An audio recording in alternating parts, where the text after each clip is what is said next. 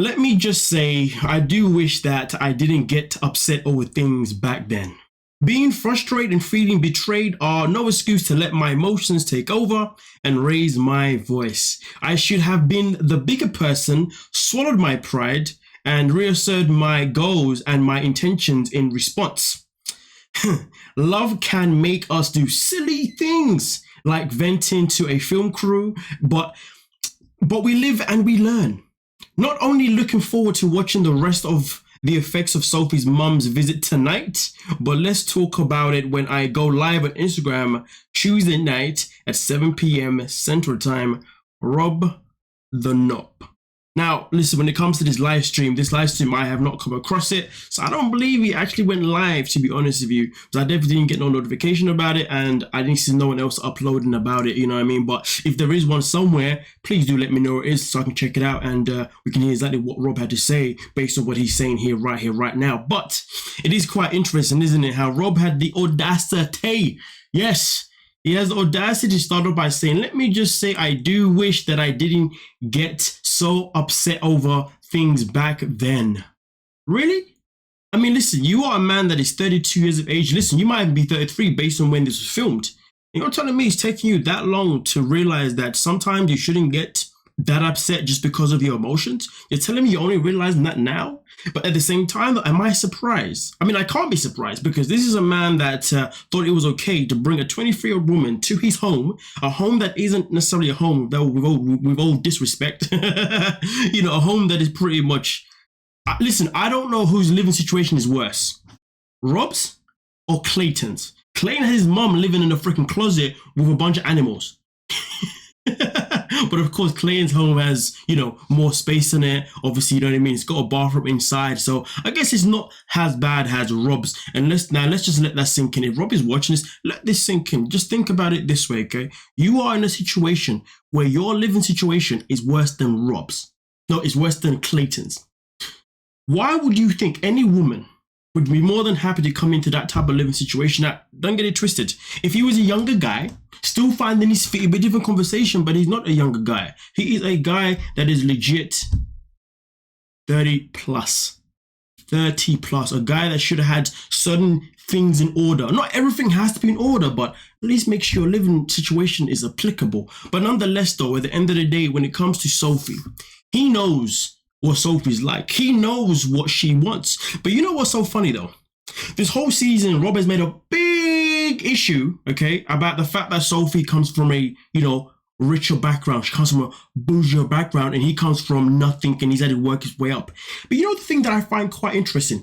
There hasn't been a point in the season, please correct me if I'm wrong, but there hasn't been a point in the season where Sophie has made it known or made it come across as if she's been disgusted or extremely disappointed with Rob's living situation. I mean, look at it this way. Each time something happens, all she does is request certain things. She'll be like, oh man, like, I mean, the bathroom and the toilet should be in the house. She's making a comment that anybody else would make. Or Rob would get a hissy fit about it. Make that make sense. But then also at the same time though, she'll make little comments like, it'd be nice if you had a duvet. Listen, everybody will love a duvet. He's making it sound as if she's sitting there and saying to him, I can't believe you're leaving no bathroom. I can't believe you don't have a duvet. I can't believe there's no space for me to move around. She's not even behaving like that. She's behaving in a way she's like, okay, I see what you got. It is what it is, but can we at least add certain little things here and there that are possible to at least make me feel a bit more comfortable? That's all she's asking. Because if you go back to the season with Bilal and Shida, right? Remember when he did the whole prank and made it feel like they were going to be living in this place?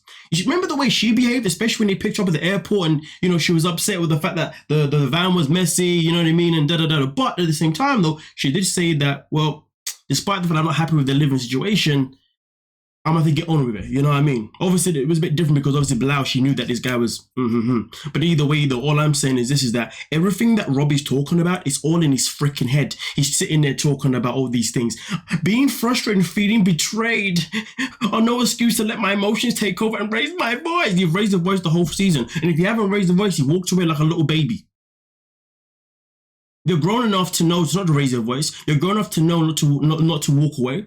You're grown enough to know that you should be able to confront things accordingly. But listen, Sophie is no saint. Sophie is no saint in any kind of way whatsoever. But here's the thing though, why would you want to be with somebody that's going to put you in a mental position where you think that you're not good enough because of your living situation? Okay, Sophie's mom comes over. She's already aware of your living arrangements, but does she really make a massive big deal about it? In my opinion, I'm going to say no. All she did was voice certain things that are true for things. And he didn't like it. And then what happens? He gets in his feelings. And it's funny because even this response itself in particular, I'm going to tell you which is the funniest part that I find most irritating but most amusing. Love can make us do silly things, like venting to a film crew. You know what's so interesting about that statement? What's love got to do with anything? I mean, for me personally, I'm still trying to figure out if he does actually love her, because a part of me feels like he's with her just because of the way she looks, and a part of me also feels like she's only with him because of the way he looks, and probably a green card too. And the lifestyle of LA, you know what I mean? But because as far as I'm concerned, for somebody who would love her that much, you would think he'd be more understanding to her needs. He'd be more understanding to what she says and not take it so personally. I mean, listen, I don't know if you guys saw 90 Day Fiance UK, the most recent season, but we had a guy on that one, I forgot his name, the guy from the Caribbean with a girl from the UK, of course. And I remember she made abundant clear that she was bougie. She made abundant clear that she wanted the finest things in life, but she still understood that she was going to be in a relationship with somebody that wasn't going to have it all. Somebody that, you know, wasn't that going to be worth it. But at the same time, though, that guy never put himself under pressure necessarily to feel like he had to live up to a standard. I mean, don't get me wrong, he definitely did certain things, definitely lied a little bit here and there, you know what I mean, to proceed the lifestyle, but there was never a moment that he broke out and raised his voice. There was never a moment that he decided to, you know, walk away. Every time he just kept trying to go. And this is a guy that was legit like, what, 22, 23? And this is a guy that was living in a country where you can subjectively say maybe it's a little bit harder. I don't know. It really depends on your background and where you're from, right? But either way, though, he was doing the best he can to make sure that when she got there, she was going to be staying in the nicest accommodations as possible. We even had we even had the same thing with April. April, when she went to somewhere in South America, right, with that guy, Valentine or whatever. Knew that he didn't have much, but he tried his efforts. Listen, I could be here all day ranting about Rob the knob, because clearly Rob is a freaking knob. He's a complete moron, if you ask me personally. I say that with all the disrespect possible, to be honest with you, because I'm sick and tired of seeing people in this world, whether you're a man or woman, but I guess more on the man's aspect of things. And I'm sick and tired of seeing men go into relations with women, okay, and expecting, you know, and then acting like boys, pretty much. It's horrible. It's disgusting. At the end of the day, would I ever go in a relationship if I don't feel like I'm in a position where I can provide, or I'm in a position that I can feel like I'm going to be comfortable, blah, blah, blah, then I'm not going to do that, am I now? Would I ever be in a relationship with somebody that makes me feel as if I'm less than? No. Even if not actually doing it. Nonetheless, though, shout out to the reality TV mess for obviously having this cheeky little screenshot. You guys let me know exactly what you're thinking down below. I ain't gonna lie to you, I definitely swayed off the whole topic of this freaking video because I just went on a whole rant. I do apologize. Actually, no, I don't apologize because I really need to get it off my chest. And I really hope that you guys can get it off your chest as well in the comment section. But with that being said, don't forget to like, subscribe, and of course, peace.